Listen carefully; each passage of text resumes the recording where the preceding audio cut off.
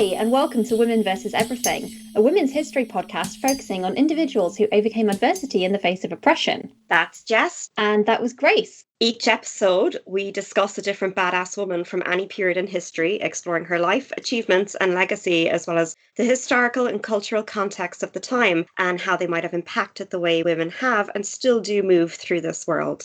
One of us researches the story of the individual, and one of us researches the wider economic and cultural movements of the time. We sew it together on air and hope it makes sense. Please follow us on social media, WV Everything Pod on Twitter, and at Women vs. Everything on Instagram, and Women vs. Everything at gmail.com. So, how are you today, Grace? Yeah, so I've got a funny story to share. We've not even shared this podcast yet. We're dropping all 3 episodes next week. But yeah, we've already got a corrections corner. Sidebar, nation. I would love a fun name for our corrections corner. And I was thinking contentious corners, spelled C-U-N-T, but Jess is a bit like, you think that's a contentious word? Yeah, I think it's quite divisive. Okay, so if people out there can think of a fun name for a corrections corner, we are open to hearing it because I'm out of creative juice. I'm like, I made something rhyme with cunt, that's it. All my juice. Yeah, we've had a Greg glitch. Greg glitch. Life is, yeah. That's what we should call it. The Greg. Every mistake from now on should just be known as a Greg glitch, and we should make this happen. This can be a new idiom that we can start.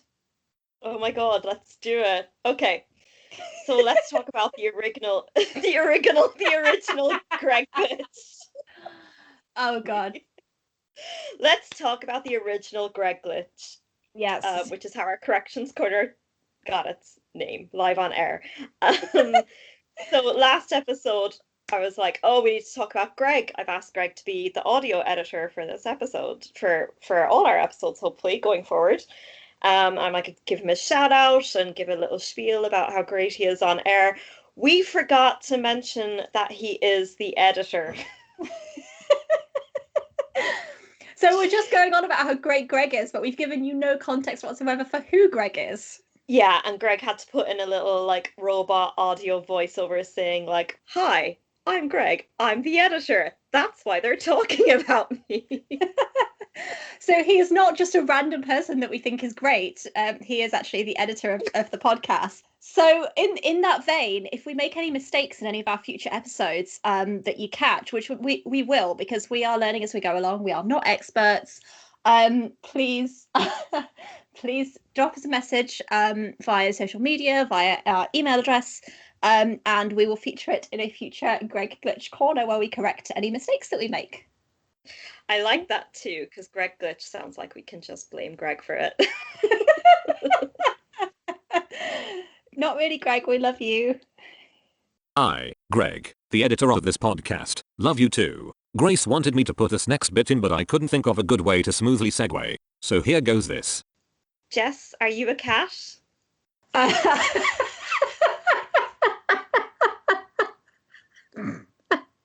That's a good start. I am not a cat. I'm here and I am not a cat. For context, they are referencing the video of the lawyer who had to clarify that he had a filter on his video and that he was not, in fact, a cat. That cat thing was the funniest thing I've seen in ages. Oh my god, all the TikToks coming out about it now as well. They're so funny. And I saw one today and someone did it's like the courtroom drawing. And it's a cat in a suit, Your Honor, I am not a cat.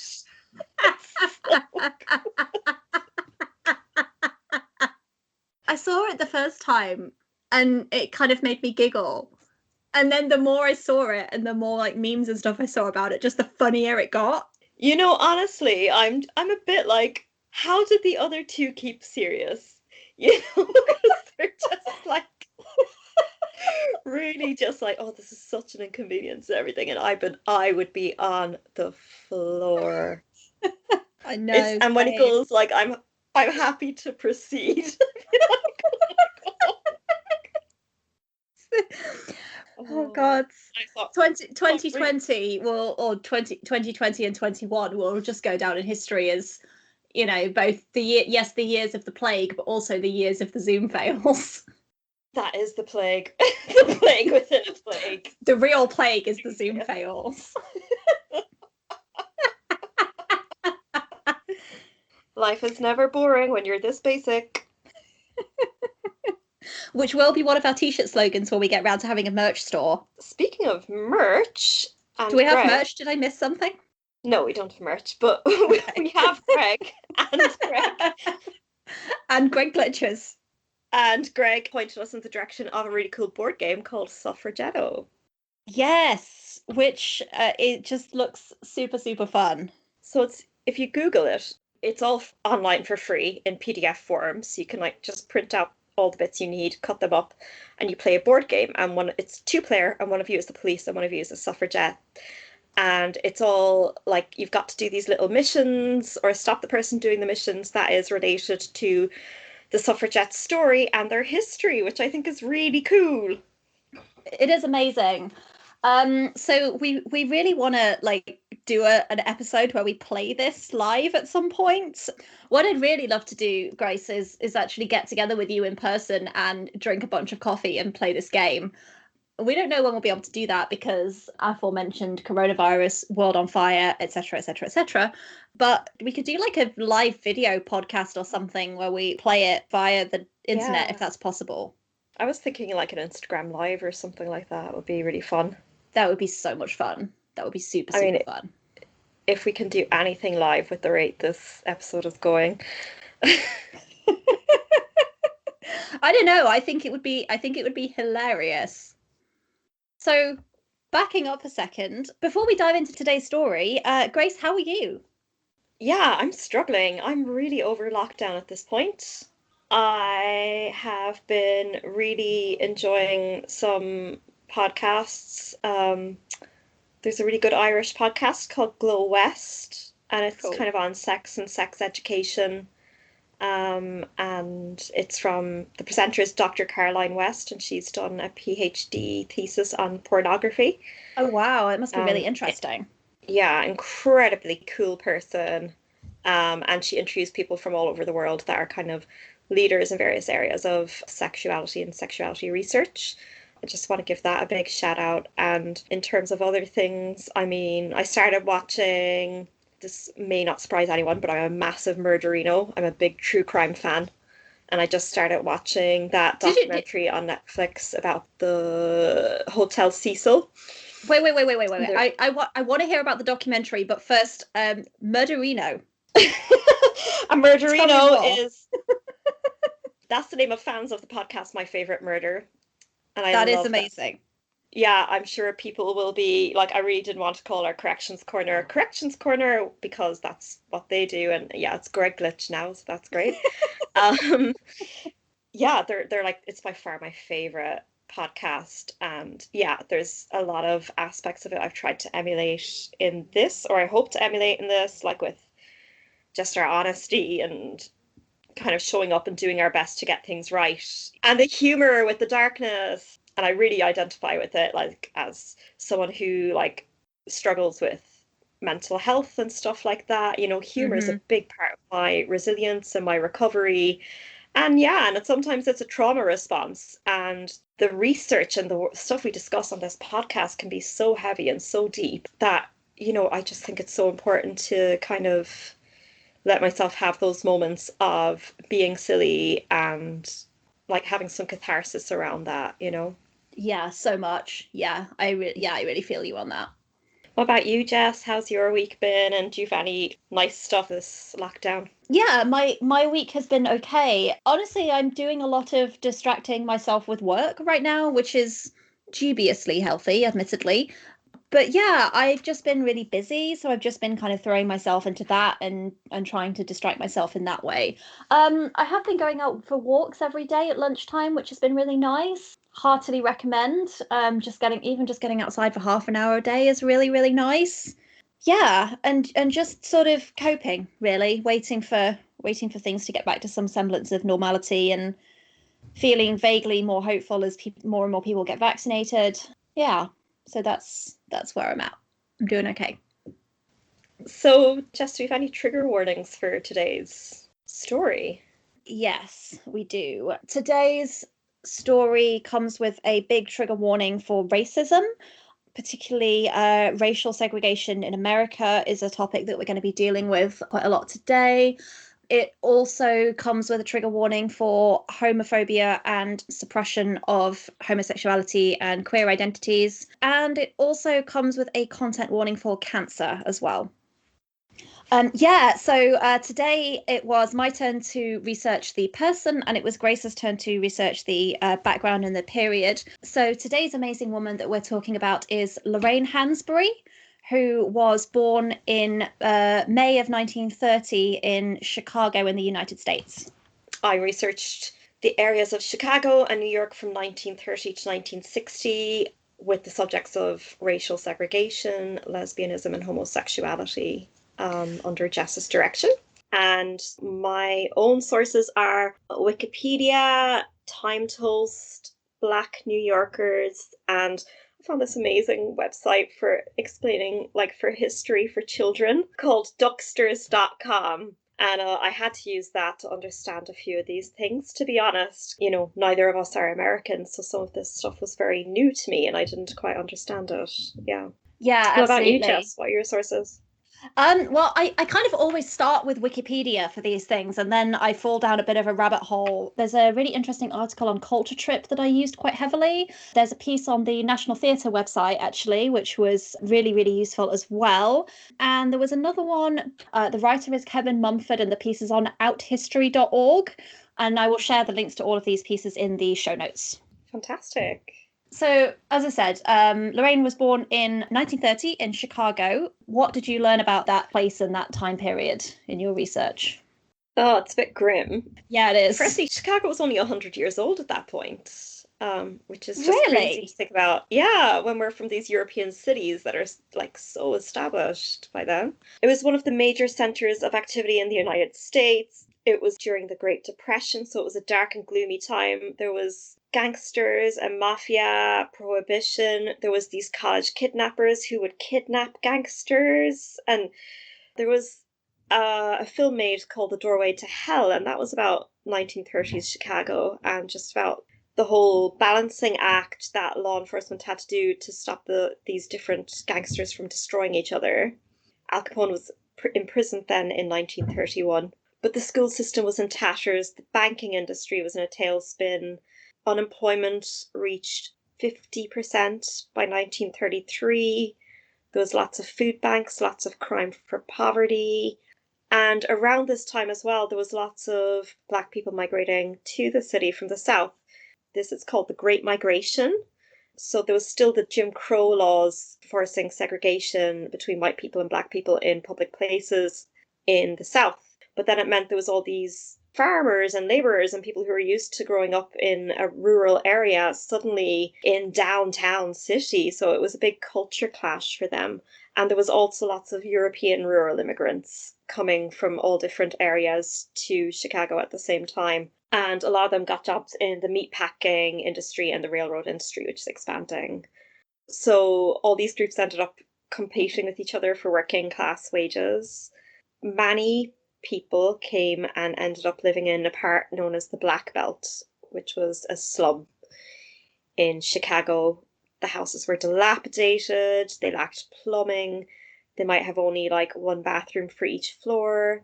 The 1934 census placed that Black houses had 6.8 people in them on average, whereas white families had 4.7. And then due to the overcrowding, the garbage collections were below a minimum requirement for healthy sanitation. So there was the constant threat of disease, violence and homicide were high. And there was a lot of survival sex work going along as well, which, I mean, let me just say this podcast is very pro sex work in all its forms. The problem is when sex work is not legal, then it's quite often related and affiliated to gang racketeering, exploitation, violence, and homicide. Wow. So pretty grim in a lot of ways then, really. I mean, so being a Black woman in Chicago at this time, did she grow up somewhere like that? Well, no. So the Hansberrys were I guess you would say middle class African American family. So her father was a successful real estate broker, and her mother was a driving teacher and also a ward committee woman. She was the youngest of four children. So they grew up in relatively quite a privileged upbringing, but also encountered the horrors of racial segregation and the intense racism that was alive and well at the time very early on. So in 1938, the family bought a house in an area in South Chicago called the Washington Park subdivision. And the white neighbours were not happy about this. And there was a whole bunch of legal efforts from the neighbours to force the Hansberrys out. And this ended up actually becoming this big legal battle. And it ended up eventually going all the way to the Supreme Court in a case known as Hansberry versus Lee in 1940, which is still cited in law schools in the States today as this huge landmark case. So what it rested on was something called a Restrictive Covenant, which was a piece of legislation that barred Black people from purchasing or leasing land in that particular area. And there'd been a previous lawsuit actually against this covenant where it had been upheld, which had included all these various white neighbours in the area, including this person, Lee, who was instrumental in this one. And when Carl Hansberry brought the case, it was argued that he couldn't contest this covenant because it had already been contested and had been deemed valid in a separate case. But they pursued it, and it was argued by someone called Earl B. Dickerson, who was a very prominent African American attorney and community activist. But eventually, this went all the way to the Supreme Court, and they ruled that actually, because only just over half of the neighbours in the area actually supported the covenant at that point, that the previous decision was not valid and that actually it could be contested again. So it's all very, very complicated legal stuff, and I had to read quite a lot into this to sort of try and understand what was going on. But it seems that the long and short of it was they said that in this case they could contest it, but it wasn't inherently invalid to have a rule to say that only white people could buy property in a certain area. And it wasn't until another case, which was Shelley versus Kramer in 1948, that those laws were ruled unconstitutional overall. Oh my God, imagine being in a place every day knowing that your neighbours are willing to fight that hard for you not to live there. Yeah. And then having this victory ultimately, but also the flip side of that they're still saying that it was constitutionally permitted to have a restriction like that in the first place, which is just really messed up. So that would have been her first 10 years of her life, seeing her dad go around with all this stress and this massive lawsuit and it being talked about in the home and tension, whenever she was outside in the neighborhood. Oh, it's awful. Feels like very unsafe in terms of childhood trauma. It feels like a lot, I did find this thing called the Covenant Redlining. Yeah. There was a different name for it in New York, but in Chicago it was called redlining, which was labeling neighborhoods with any Black residents as hazardous to lenders. It was utilized by mortgage companies to suppress minorities from getting home loans to buy homes in better neighborhoods, and as well to deny them money to improve their current homes. So it really kept them stuck in this cycle of poverty. And that then resulted in this physical isolation and political isolation. So you get all these minorities in one area, and their concerns are like that they don't have any good enough housing, they don't have good enough access to home loans, they don't have public transport or anything. So like their political agenda is different from that to the middle class's political agenda. So it's unlikely then these two classes are going to join forces. Yeah, absolutely. And I think that's very important to kind of acknowledge, is that these systems of racial segregation and of intense levels of inequality were very deliberately designed that way. It wasn't an accident or a byproduct. It was very much that was the goal. Absolutely. And even spatially isolated, like there wouldn't be regular enough bus services in the poorer areas. So it's again, they can only get local jobs. this case actually just kind of blew my mind on stuff like that. Yeah, when you really dive into it and start reading and understanding how deep it goes, it's just absolutely horrifying on so many levels. And it's so recent as well. It's not like this is something that was centuries ago. This is, what are we talking about, 80 years ago, 90 years ago? Yeah, it's disgusting. So yes, this is obviously, an incredibly stressful and frightening, probably, environment to grow up in, and is unsurprising, I suppose, that it meant that she ended up with a very strong understanding of racism and racial injustice very early on.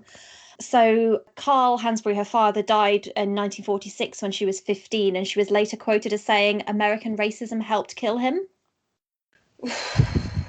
Yeah, so it's right from the beginning, there's a lot going on there, and it's a lot of really scary and really upsetting stuff. So next we go to Wisconsin. So Lorraine attended the University of Wisconsin-Madison from 1948 and was there for 2 years, where she got very politically active with the United States Communist Party. One of her classmates was Bob Teague, who was a African-American college football star and was a television news reporter. And he was quoted as saying that he remembered her as the only girl I knew who could whip together a fresh picket sign with her own hands at a moment's notice for any cause or occasion. Wow. Yeah. Oh my God, good for her. Yeah, I thought that was lovely. She worked on the presidential campaign for Henry A. Wallace, who I'd never heard of. This was really interesting. Who was running for president in 1948 as part of the left-wing Progressive Party. Wallace had been vice president under Franklin D. Roosevelt from 41 to 45, but he lost the 1948 election spectacularly. He only gained just under 2.4% of the nationwide popular vote and didn't win a single state. Oh God. Yeah, sadly. Who knows how different things might have been if a super left-wing president had won back then. But anyway, so Harry Truman for the Democratic Party won. That's how that turned out. But I thought it was interesting that said she worked on the campaign and her mother disapproved, and it didn't say why, which I thought was very interesting to ponder. I wonder why that was. I think this is something we see quite often, is this crouching feminist, hidden Marxist thing, of like these radical women identifying the relationship between capitalism and white supremacy and sexism. And, if they were a middle class family, maybe that was very against her mom's values, because that was one area of the intersectionality that they had some relief from, in a way, was that they weren't also in poverty. So in 1950, Lorraine decided to leave Madison and move to New York City to pursue her career as a writer. And she attended the New School there, which is a private research university. What did you find out about New York in the early 50s in your research? I can kind of see why she was attracted to New York.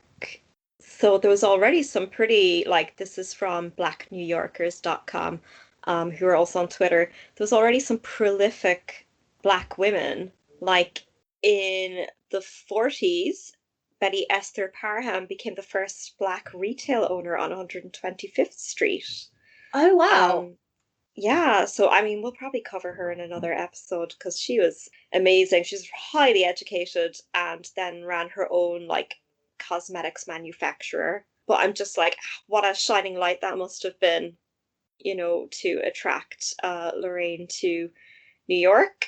At this point, America joined World War II, so there was opportunities because the workflow had increased.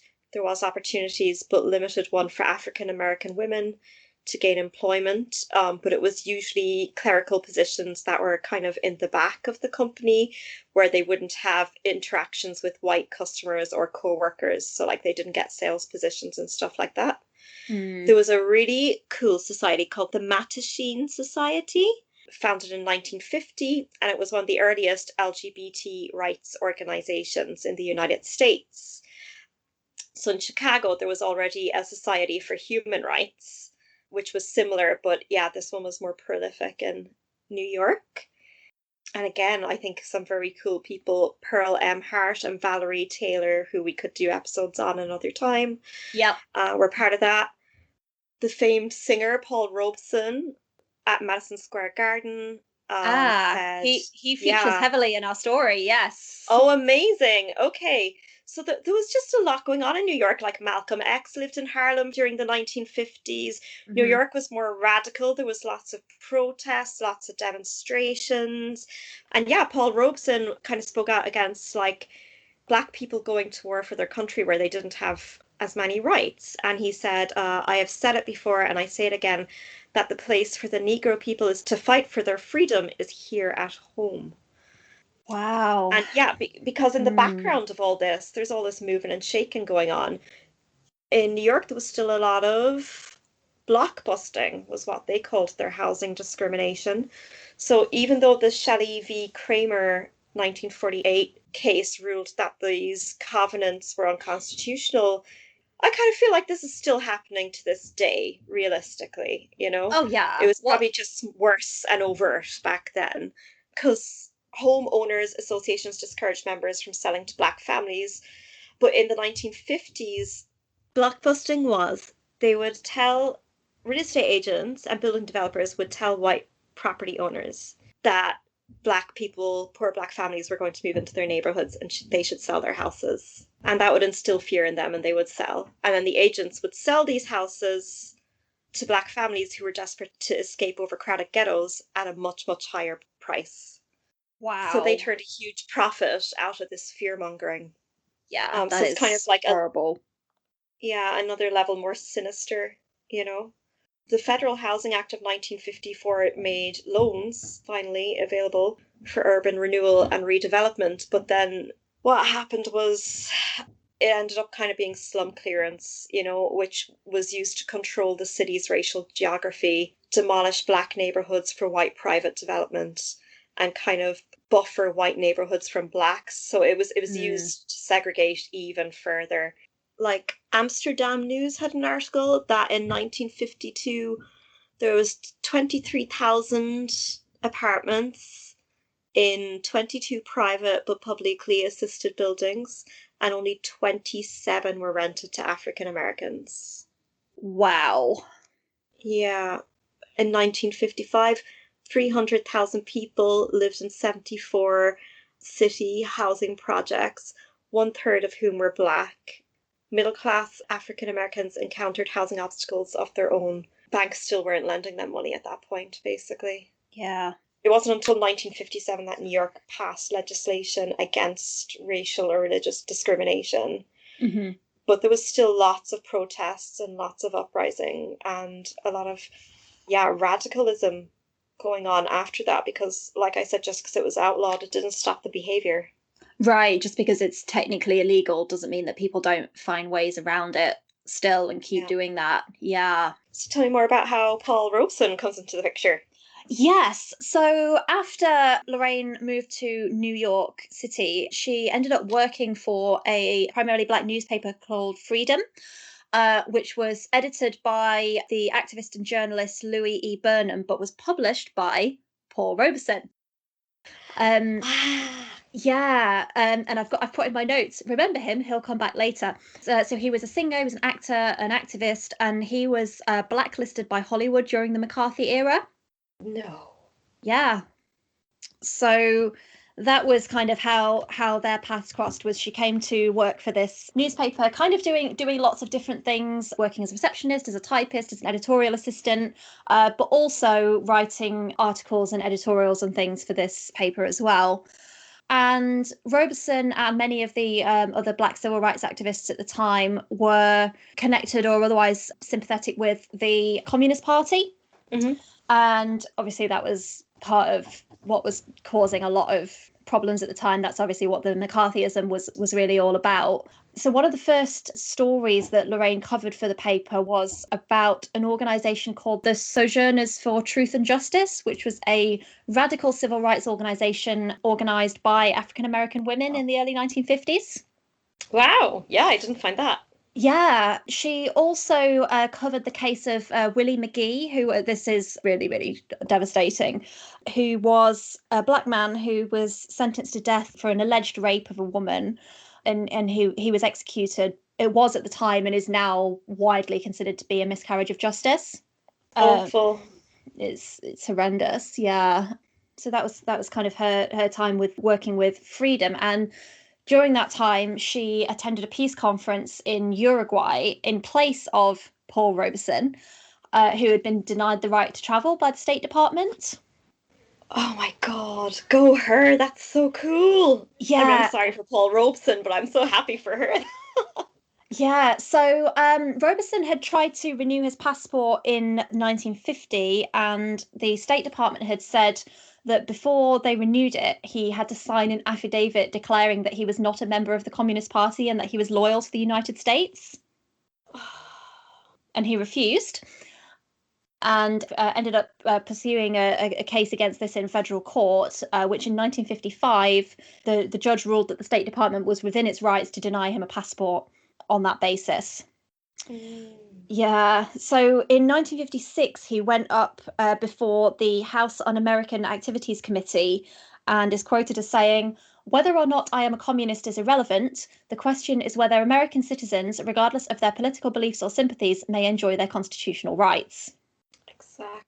Exactly. Yeah, and it's a bit like, I get it. Like, why would you sign loyalty to and commitment to a country that's treating you like shit?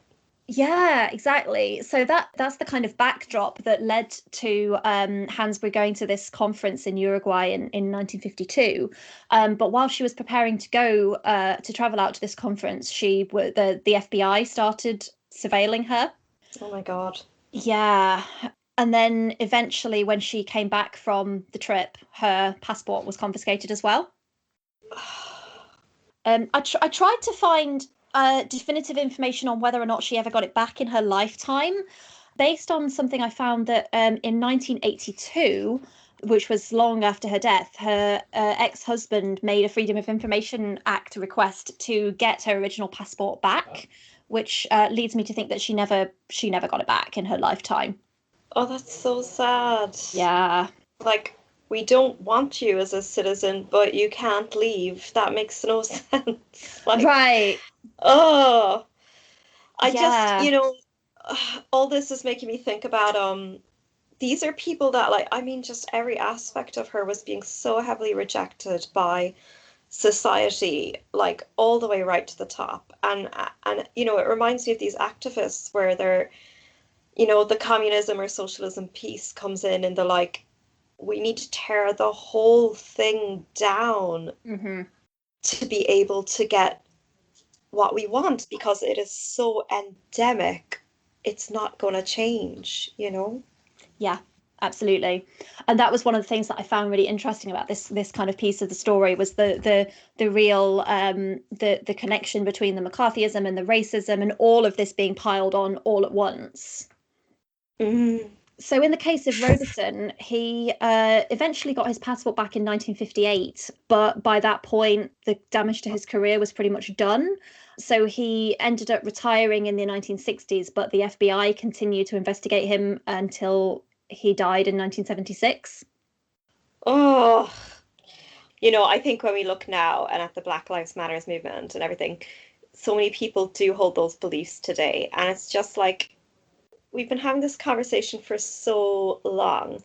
Yeah, so that was really where the Robeson story connects, and I just thought that was so interesting, but so sad at the same time, that after having done nothing wrong, purely just because of their politics, they were targeted in this intense way. And how scary must that be, to have the FBI on your tail as well? It must have been something that they thought about, as they must have felt like they were in this real danger a lot of the time, and yet they kept fighting for what they believe in, which I think is just incredible. Yeah, and I guess in some ways for Lorraine, maybe it wasn't that much of a change of pace, because since she was a little kid, that was basically her world. Right, absolutely. She was just really surrounded by this discrimination and this racism from such an early age. Yeah, and this, like we talk about microaggressions, just this, these neighbors say hi to you, these ones don't. These, feeling people glaring at you wherever you go. That's bound to have had an effect on her. Yeah. So she threw herself into the eye of the storm. Yeah, completely, and really just carried on doing that for the rest of her life. Did you say she'd a husband? Yes, she was a lesbian. She was a closeted lesbian, but obviously at that time, well, homosexuality was still illegal at that time, although in general queer women weren't targeted in the same way as gay men, at least not legally. But it was still a very dangerous time to be queer, to be a lesbian, and it was certainly not something that most people were able to be open about. In 1953, she met and married Robert Nemiroff, who was a Jewish publisher, songwriter, and political activist. And on the night before their wedding, they were both out protesting against the execution of the Rosenbergs. Oh my God. Yeah. The match made in heaven. I love it. Good for Right. them. And it seems like even though she was gay, it seems like actually in some ways they had a really good relationship and that they were very good friends and very much on the same wavelength in a lot of ways. Before they got married, she'd written in these personal private notebooks about her attraction to women. But that wasn't something that she was obviously being open about. She split up with Nemiroff in 1957 and they eventually divorced in 1962, but their professional relationship continued for the rest of her life. And around the time that they separated, she started getting involved a little bit more in lesbian organizations. So she got in touch with an organization in San Francisco called the Daughters of Bilitis, which was a lesbian rights organization. And she wrote 2 letters for their magazine, which was called The Ladder, which were published with just her initials. And this is, wow. yeah, this is a really interesting quote that I pulled out of one of them. So it reads, I wanted to leap into the question raised on heterosexually married lesbians. I am one of those. How could we ever begin to guess the number of women who are not prepared to risk a life alien to what they have been taught all their lives to believe was their natural destiny and their only expectation for economic security? Yeah. Yeah. And she's already doing that, she's already, escaping that life that she was told was all she could have in terms of her blackness. And I can understand then why it was so hard for her to come out as a homosexual as well. She's already on a list. Yeah, absolutely. So there's some debate over whether she was involved directly in the gay rights movement. According to this historian, Kevin Mumford, who I've quoted a couple of times, he says that there was no evidence to support that she was directly involved in the gay and lesbian rights movement, but she was clearly in some way involved in that culture. So, under a pen name, she wrote 4 lesbian-themed short stories, 3 of which were published in One, which was a major gay magazine based in Los Angeles, and the last one that was published in The Ladder, the newsletter that we were talking about a minute ago.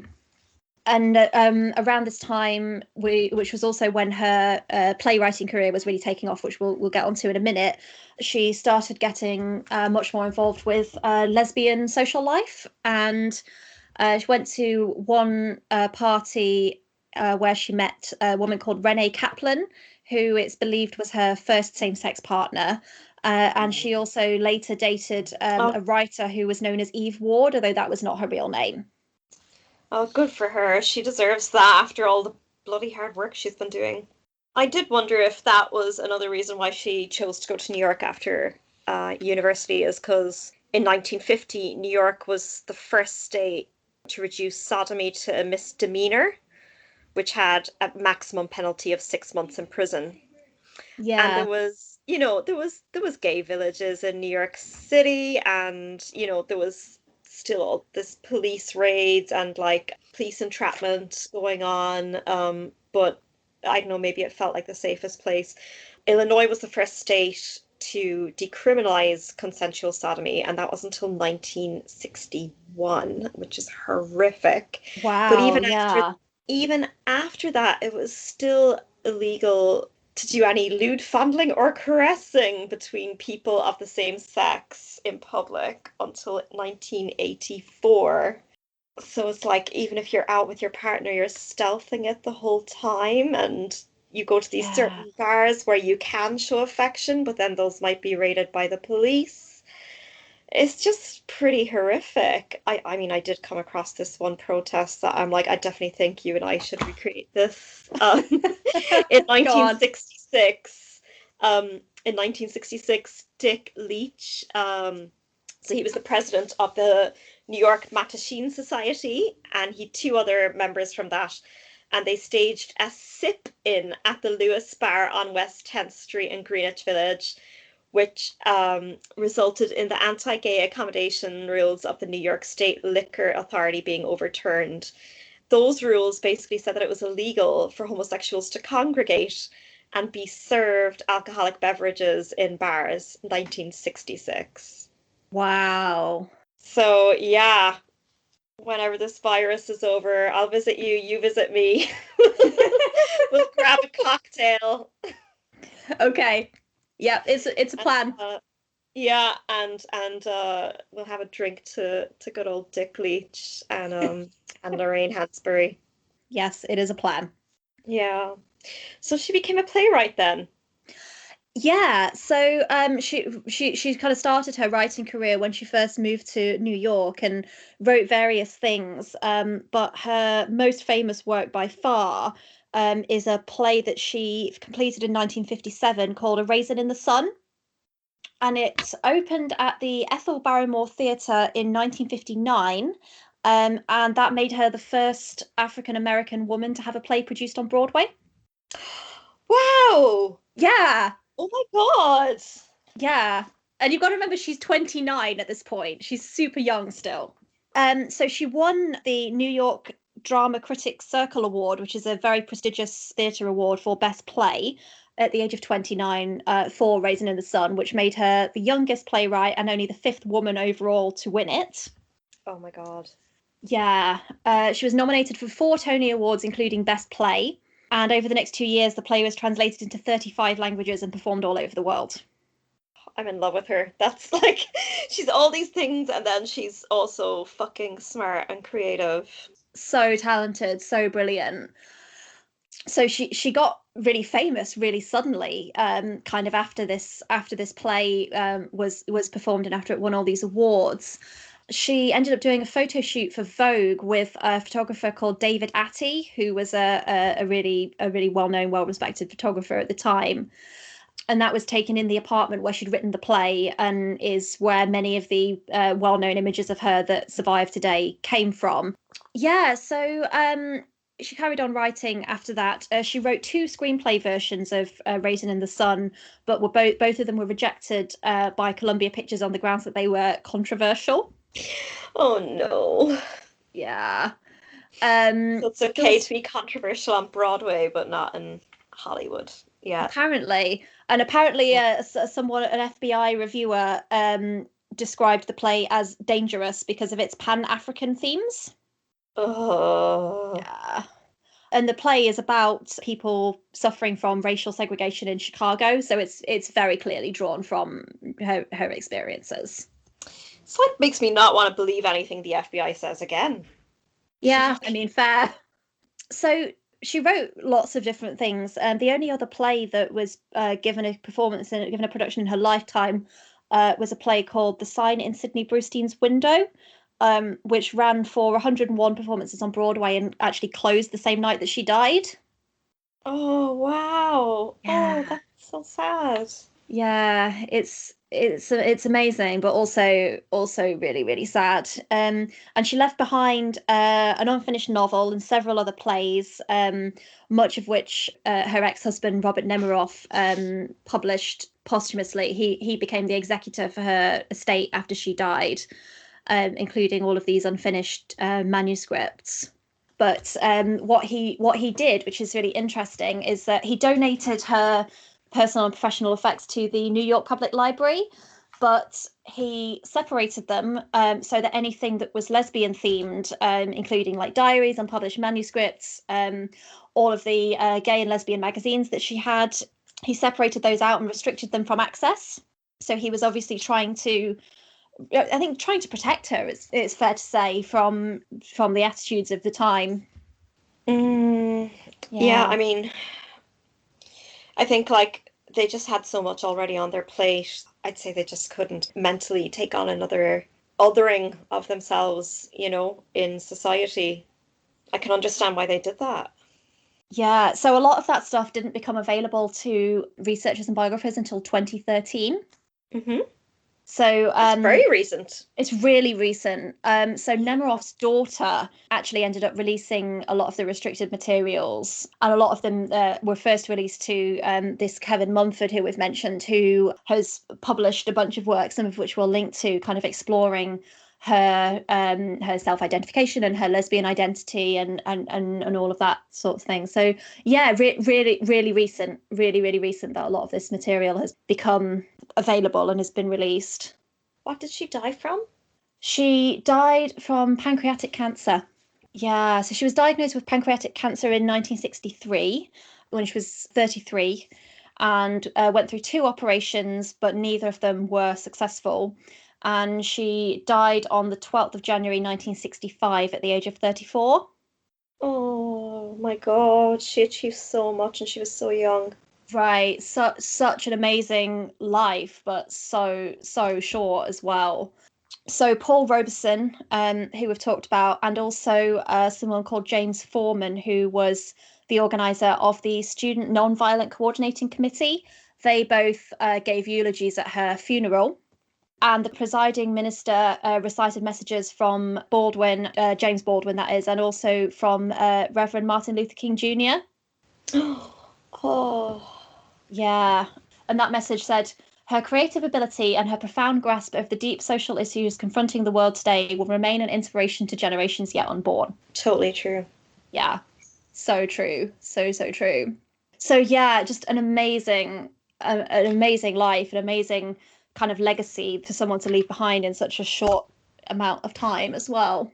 And fun fact, if anyone is familiar with the Nina Simone song, To Be Young, Gifted and Black, that was actually written about Hansbury.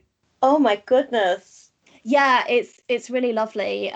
They were friends, I guess, and Hansbury was the godmother of Nina Simone's daughter. No way. Oh Yeah, my God. seriously. Yeah. Powerful individuals hanging out together. Yeah. I think I found this episode really heavy to research because It was.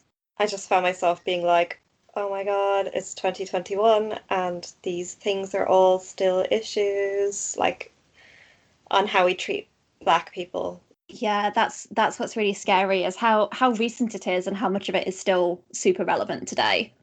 Yeah, completely. Yeah, then and there's so much, like there's so much stuff in my notes that I've not even covered because there's just so much information. So I'll share some of my sources as well. So if people want to go and like read more and find out more about some of this stuff, then they can. Yeah, I think it's a very potent subject considering what is still going on in the world today and the Black Lives Matters protests, and Breonna Taylor's boyfriend is still in prison for attempted murder. The world has not sorted its shit out yet. Yeah, this was one I did some reading on it and then I just needed to take a break because I just felt like a bit traumatized out. It's like, well, she was Black, so there was all this going wrong, and okay, she was a woman, so there was all this going wrong. She was a lesbian, there was all this going wrong, and it was like, oh my God, it just got worse and worse and worse, and more social issues. Yeah. I don't know, maybe in our link tree on Instagram we can put like a donation button for Black Lives Matters or something. Yes, absolutely. Yes, that's a great idea. Yeah, I love that. I feel like that would be really good. And I also on that note, want to plug our Patreon. Yes. Because I definitely needed my therapy session this week. I definitely needed my therapy session this week. And I sometimes find particular subjects we do, they touch on subjects that, is traumatizing for my own personal stuff. And we have a Patreon, and it's got these really fun levels. So currently Jess and I have invested our own money into creating this project because we really believe in it, and we're really happy to keep going for as long as we can with the way things are. But we would love to increase the quality of what we're producing, B, increase the frequency, and C, like be able to commit to it as an ongoing project confidently, knowing that we're not going to burn out and we're not going to just get really frustrated. So our Patreon they're all rebellion schemed names. Like we've got one for €1. Yeah, €1 a month, our friend and scholar. And for that, you can get our show notes. So you can like just get our Google Docs with the sentences that we've said or should have said. So if you want to do some copying and pasting, or you want to write a blog piece about Lorraine Hansberry, for example, you can do that from there. We've got a €5 per month one where you can hear our famous blooper reels and outtakes, and you're going to want to hear that. There is just so much from the beginning of today's recording. There was just so much uncontrollable giggling. I mean, if you want to hear Jess talk a whole lot about coffee and me say the word cunt, then go for the blooper reel. Yes. Okay, for €10 a month, you can be our co-conspirator, and we will send you a personalized gift card with original art in the post every 3 months. And for €85, you can be our sponsor, which as such, you'll be paying for a monthly tag shout out on social media and a personal mention on our show. So you're paying for an ad. Yes, so if you have a cool feminist business that you want our listeners to know about, then hit us up and we can help you get the word out. And this is in future episodes when we've actually got any listeners and people have sent us stuff. This will be where we have our hometown heroine corner. So that we want to hear about awesome women and people in your hometown or in where you live who have just done cool things, people that we might not have heard about otherwise. We want to know about them. We want to shout out these stories. So email us womenvseverything@gmail.com and tell us about your hometown heroines. You can also record an audio segment and send us that by email if you like, and we'll slot that in. Tell us about people doing cool feminist stuff and we will share it with the world. Definitely. And for this week, I mean, it's nowhere near hometown for me, but I just want to give a big shout out and love to the women who've had the courage to come forward against Marilyn Manson. Oh, yes. Yes. We see you, we hear you, we believe you. Fuck that guy. So much. Yes. Yeah. And sadly, Joss Whedon as well. Did you hear that? I keep seeing references to him, but I haven't really delved into it that much. What has he done? So Michelle Trachtenberg and the woman who played Cordelia have both accused him of, I don't think sexual harassment, but just like workplace harassment, being a misogynist, being a dick, being emotionally bullying, basically, which has no place in any workplace anyway. No. So well done to them for coming out. We are dismantling this system bit by bit. Yes, absolutely. Yes. Do you want to do the sign out this week? We missed our gratitude corner. Oh my god, yes.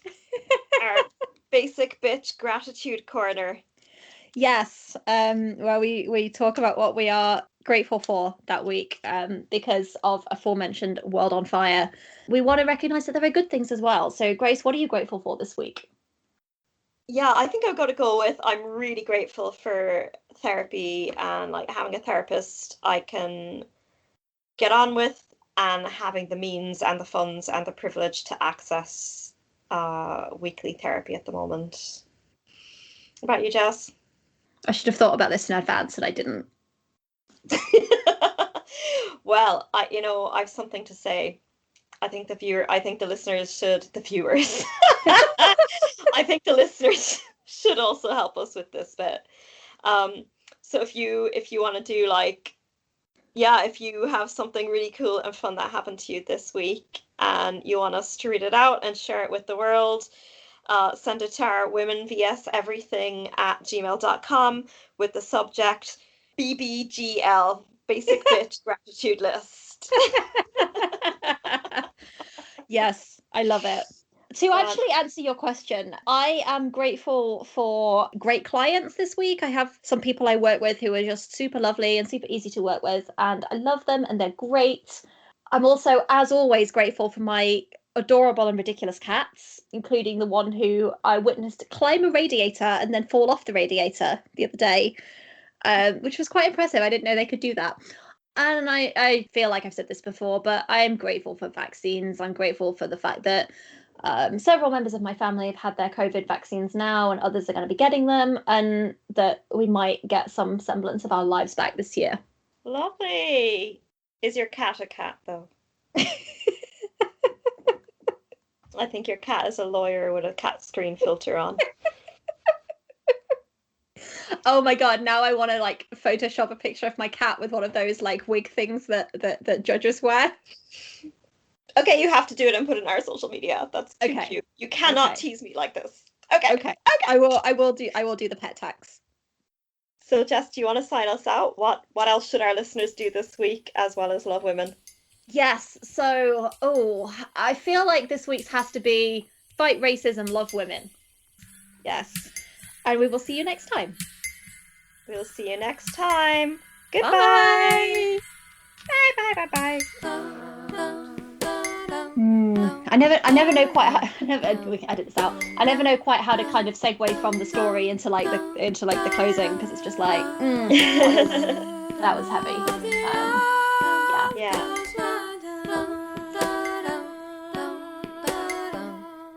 Amazing.